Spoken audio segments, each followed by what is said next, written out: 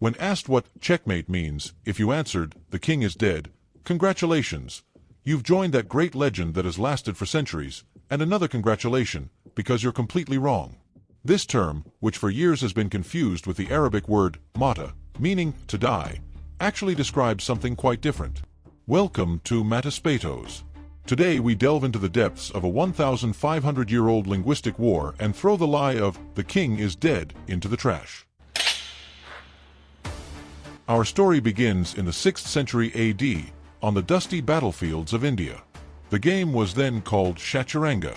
At that time, the concept of checkmate didn't exist, because the game was less a gentleman's sport and more a realistic simulation of war. According to Indian warfare logic, the Raja was the most valuable, but also the most preyable, target of the opposing army. That is, if your opponent's knight could jump to the square where your Raja was located, it would remove your Raja from the board and put it aside. Just like capturing a pawn or a bishop.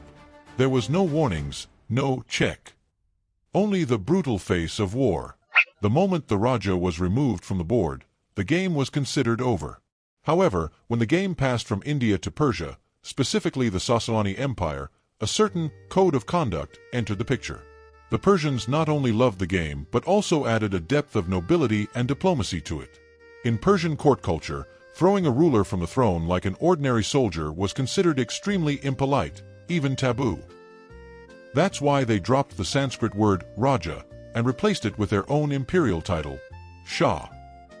The game transformed from a battlefield brawl into court diplomacy. Killing the king was forbidden. Instead, the main goal became to leave him no escape route, to confine him to his own square. This was the great turning point where chess transformed from a brutal war into an intellectual game. Now, let's get to the crucial question. If the king is healthy, then what does checkmate mean? Most sources will tell you it comes from the Arabic word mata, he died.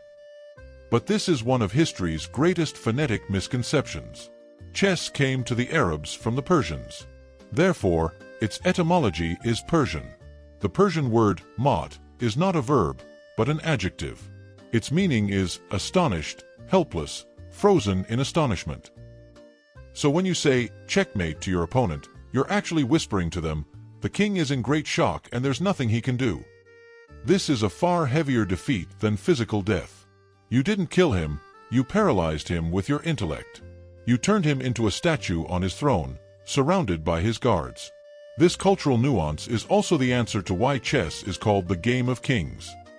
Because kings don't die, they are only checkmated. When chess passed from the Islamic world to Europe, via Andalusia, these terms never changed, only their form transformed. The English word check is actually a corrupted form of Shah. Even today, the French, when they say échec addressing the Persian ruler, checkmate is nothing more than an echo of that Persian shamat, which has remained unchanged for centuries. It's not just checkmate. Today, the rook is also part of this cultural transition. Although its origin is the Sanskrit word ratha, meaning war chariot, the Persians renamed this piece rok in their own language. Because the Western world learned about this piece from the Persians, not the Indians, it is called rook today, not ratha. Thus, not only kings but also a whole ancient army, whose names evolved from Hindi to Persian, fought on this board. Among the thousands of languages in the world, it is rare to find the ending of a game fixed in a language from 1,500 years ago. This is proof that chess is not just a game, but a vast cultural bridge stretching from India to Persia, from there to Baghdad and Europe. The next time you checkmate someone, don't wait for your opponent to overthrow their king. Just remember to say, "Your king is now helpless." That's all from Mataspatos for today. See you in the next adventure.